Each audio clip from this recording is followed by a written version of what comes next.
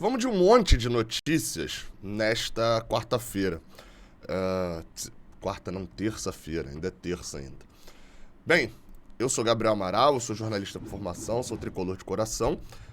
Como já é de hábito, né, no dia do jogo eu dificilmente lanço vídeo de giro de notícias, momento pré e pós-jogo, melhores momentos. Lá uma vez ou outra eu solto um vídeo ali no meio do dia. E ontem foi um dia de repercussões, né? Soltei ali vídeo da repercussão do jogo ainda, com as entrevistas. E o vídeo, recomendo que você veja e mande para outros torcedores aí de outros times, analisando os lances polêmicos de Volta Redonda e Fluminense. Fluminense foi prejudicado, Volta Redonda foi prejudicado. Vai lá ver para poder entender. E hoje a gente volta a falar de notícias. E, como sempre ali, quando fica esse período que tem jogos encavalados um no outro e tal, aquele batalhão de notícias para te deixar atualizado de tudo relacionado a Fluminense. Vamos lá, tá? Sequência de notícias. Fluminense divulgou uma nova parcial de ingressos para o jogo contra o Volta Redonda. Essa divulgação foi feita hoje ainda. O Fluminense divulgou no seu próprio Twitter 15 mil tricolores já com a presença confirmada para o sábado. Lembrando que vendeu 10 mil já só para os sócios 100%. Né? O Arquiba 100, família, né, Maracanã Mais, enfim, aqueles que têm direito a ingresso de graça. E agora já chega a 15 mil, abrindo também pro Arquiba 60, que é a galera que tem 60% de desconto, e para quem é do leste raiz, a galera de baixa renda, que tem a entrada grátis também no setor leste superior. Ou seja, 15 mil tricolores garantidos para essa semifinal. Gabriel, a semifinal de Carioca. Pô, é óbvio que vai dar muita gente. Acho bastante. É óbvio que o número depois diminui um pouco, porque quem tá comprando agora é a galera que já vai em muitos jogos e que já tem um desconto grande, né? Que paga os sócios justamente para ir nos jogos. São os sócios torcedores. Mas, só pra vocês terem noção, 15 mil, a gente já passou da metade de Fluminense e Botafogo. E já tá quase chegando em Botafogo e Flamengo, que foi no Mané Garrincha. Então, assim, público de clássico, né? Então a gente deve ter um bom público no sábado, provavelmente não lotado o Maracanã, mas vai ser importante pra gente poder reverter esse resultado contra o Volta Redonda. Eu já falei isso na live do Canal 20, eu vou repetir aqui. O jogo é mais difícil do que a gente esperava. Acho que do que todo mundo esperava. Eu cheguei a botar 85-15 pro Fluminense no geral, né? E não vai ser uma classificação de 85-15, 85% Fluminense, 15% Volta Redonda no agregado. Não vai ser uma classificação de 85-15, não. Tanto que agora eu já coloquei 55-45 pro Fluminense classificar nesse jogo de volta. É chato, mas é só ganhar o jogo. Fluminense... foi divulgado pela FIFA, e eu tô lendo aqui a matéria do GE, o Mundial de Clubes de 2025. Agora o Mundial de Clubes ele até vai continuar até lá, mas em 2025 teremos o Mundial de Clubes daquele gigantesco, com um monte de times e tal, pegando ali o período de 2021 a 2024.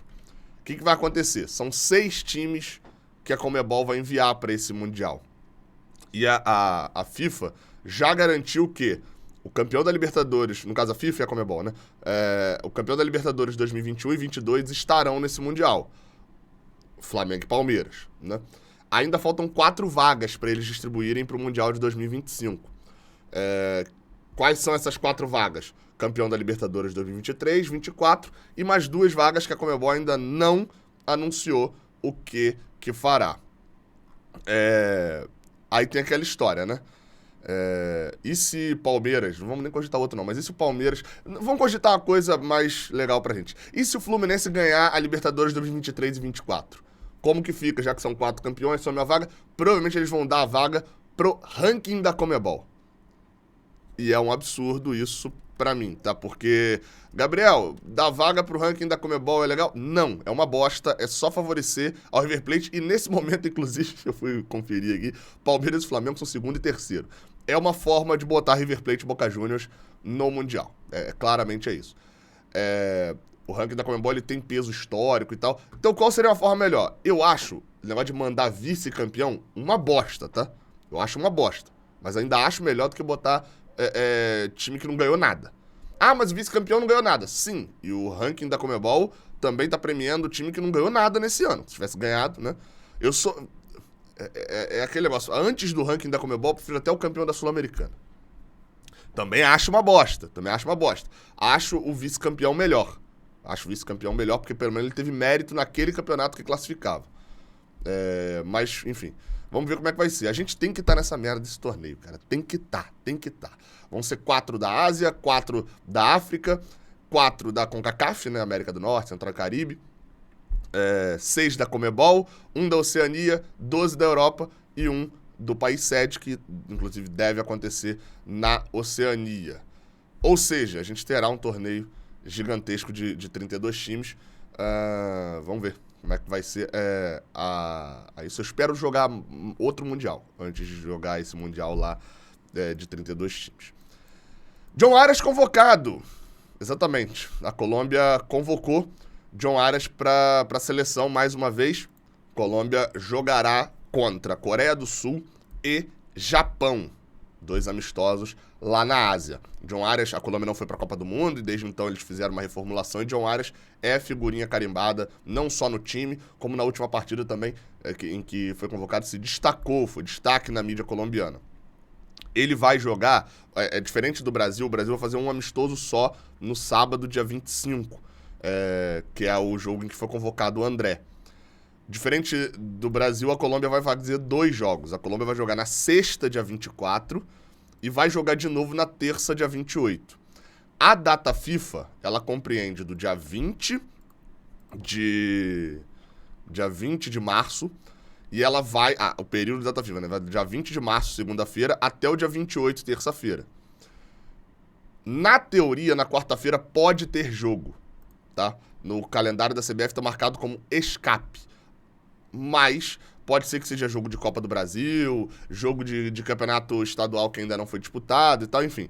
Fato é, até o momento, não há nenhuma hipótese do Fluminense jogar nesse dia 29 de março. E foi prometido, inclusive, que os times que tivessem jogadores convocados não jogariam no dia seguinte. Ou seja, porque se o Fluminense jogasse nesse dia 29, o John Arias não poderia jogar, né? Porque ele teria jogado no dia anterior. Até o segundo jogo do John Arias é contra o Japão.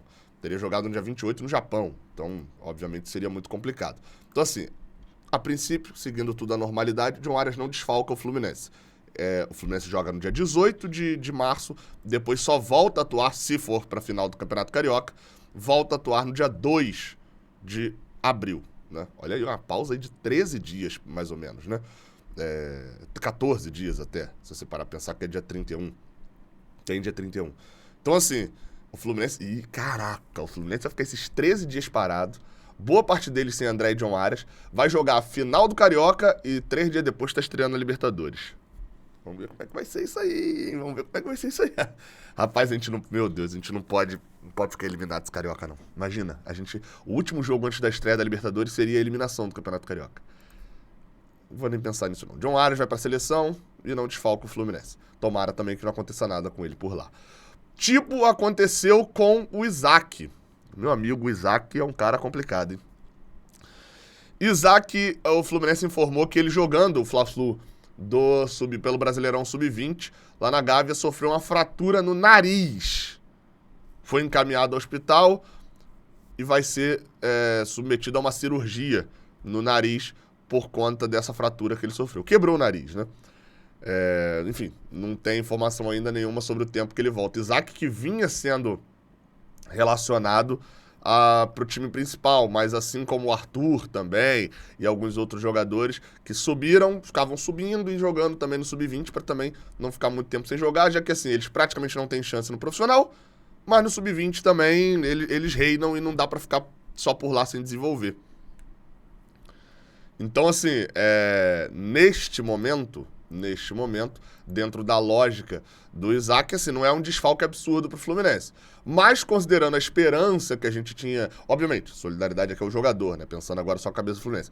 Considerando que a gente tinha Marrone como opção para ponta. O William Bigode também já tá liberado aí nesse caso dos jogos.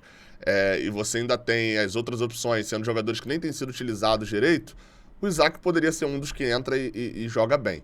Ele vai ser operado nessa terça-feira e vamos ver, torcer para a recuperação ser rápida. O Isaac, por que eu falei? Isaac, esse aí também tá complicado. Porque ele, na copinha, ele teve um corte num almoço, um prato caiu, acho que ele foi tentar parar o prato, assim, aquele instinto maluco que a gente tem, né? O negócio tá caindo, você bota o pé na frente, bota...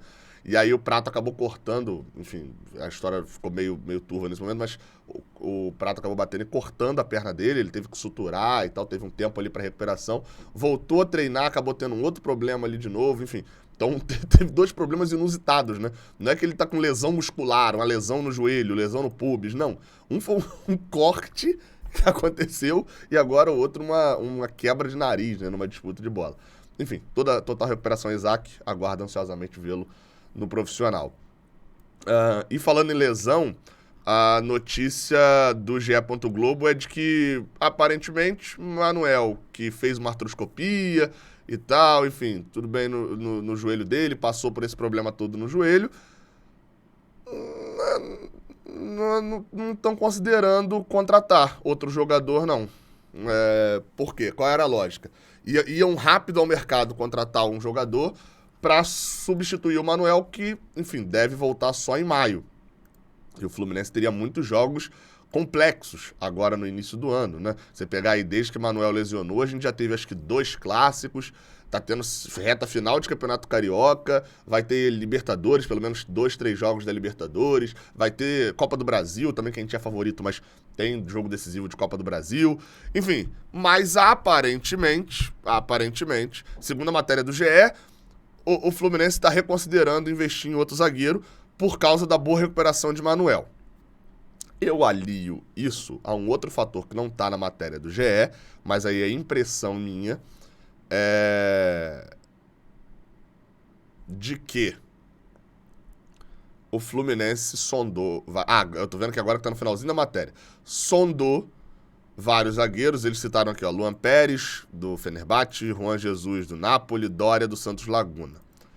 E eu trouxe aqui a informação também de que sondou o Samir também, né? Na matéria já não tem, mas sondou o Samir O Samir tá no Tigres, do México. E não avançou com nenhum desses. E aí ficaram naquela. Para trazer um zagueiro tampão, a gente tem que trazer um zagueiro bom. Para trazer um zagueiro tampão, segura com o que a gente tem e o Manuel se recupera. Segundo a matéria do GE, a recuperação do Manuel tá tão boa que, como eu falei, lá quando ele se machucou, a expectativa era de que ele voltasse no início de maio. E já existe até uma expectativa agora que ele volte no início de abril. Volte ali para reta final, para os finais do Carioca, para estreia na Libertadores, ou seja, para mais ou menos daqui a 20 dias, 25 dias. Acho pouco provável que ele volte jogando, né? Lesão no joelho, muito tempo parado e tal. Mas, enfim, vamos ver como é que vai ser torcer para essa recuperação de Manuel. Por último, aqui 2 notícias mais rápidas. O Vitor Lessa trouxe no canal dele uma notícia sobre o Iago. Não o Iago Felipe, mas o Iago Ferreira. Iago Ferreira, filho do Iranil, do ex-jogador, mas que é da base do Fluminense, subiu pro profissional, treinou, jogou e etc. Não chegou a jogar, aliás, né? Mas treinou, o Diniz gostou muito dele. Inclusive, quando o Natan, o Fluminense não desistiu do Natan, né? Natan falou que queria ir pro Galo, o Fluminense cagou e andou e falou, então beleza, vai pro Atlético então. A gente teve ali aquelas outras negociações, como eu já trouxe aqui de informação, o Diniz, na verdade, queria ter a volta do Gabriel Teixeira, que preferiu ir pro Bahia, aí teve o Natan, aí teve o Vina oferecido, o Diniz não quis, a expressão que eu ouvi na época, eu falei aqui no canal, né? Jogador que não corre pra trás, né? Enfim, e aí a gente viu o Nino falando de novo, jogador que corre pra trás, tem que correr pra trás, correr pra reposição no domingo. O Diniz apostava que, cara, tem um monte de jogadores aqui à disposição, tem um monte de jogadores bons na base, se for pra trazer isso, eu prefiro não trazer e a gente apostar na base. O Iago era um dos primeiros na fila naquele momento. E aparentemente no período de treinos aí não deve ter agradado, já que o Diniz não o utilizou. Tá utilizando bastante o Giovani, agora trouxe o Gabriel Pirani, você ainda tem o Arthur, né, dentro dessa conta que foi utilizado, também não rendeu ainda no profissional.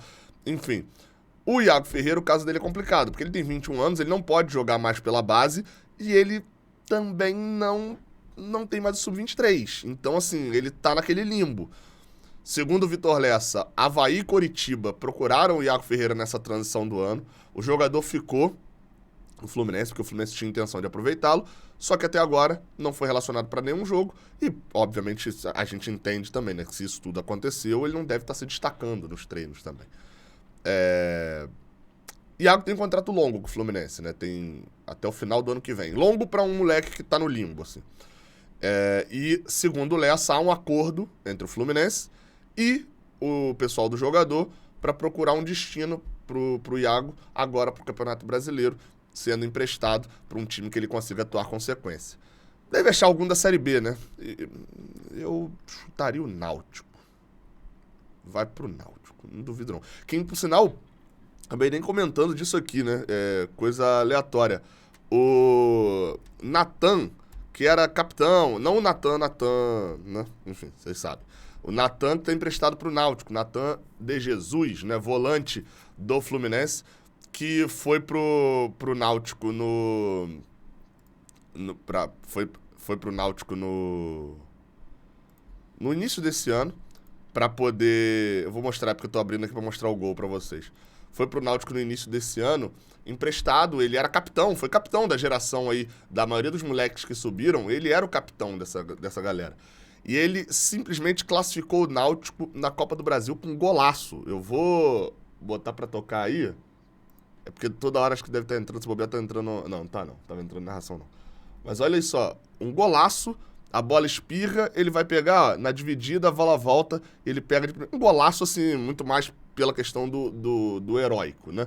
Não foi um chutaço, né, nem nada desse tipo, mas classifica o Náutico aos 53, ele pertence ao Fluminense ainda, tá jogando pelo Náutico, o Fluminense tem alguns jogadores que estão emprestados, assim, agora o Wallace foi pro ABC, e o Natan é um cara que começou a se destacando muito lá. Por aqui teve poucas oportunidades, né? Complicado ali pro Natan também, porque na hora dele subir pro profissional, subiram o André, subiu o Martinelli, subiu o Calegari também como lateral, mas Alexander, enfim, acabou ficando complicado pra ele, mas fez um gol, classificou o Náutico, o herói da classificação. E é bom quando a gente empresta jogador que vai jogar divisão inferior e ele começa a se titular, se destacar e etc. Como foi o Edinho aqui no Bangu, por exemplo, é algo de positivo pra gente.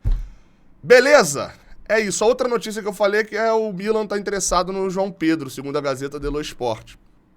O Fluminense ainda tem 10% do lucro dessa venda do Watford, né? O Watford pagou 11 milhões e meio de euros pra gente, então a gente tem direito a 10% do que o Watford ganhar acima de 11 milhões e meio. Ou seja, se eles venderem por 100 milhões, a gente tem direito a 10% de 98 milhões e meio, entendeu?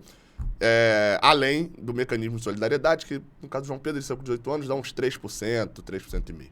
Então, é isso. Beleza? Tamo junto. Até a próxima. Valeu.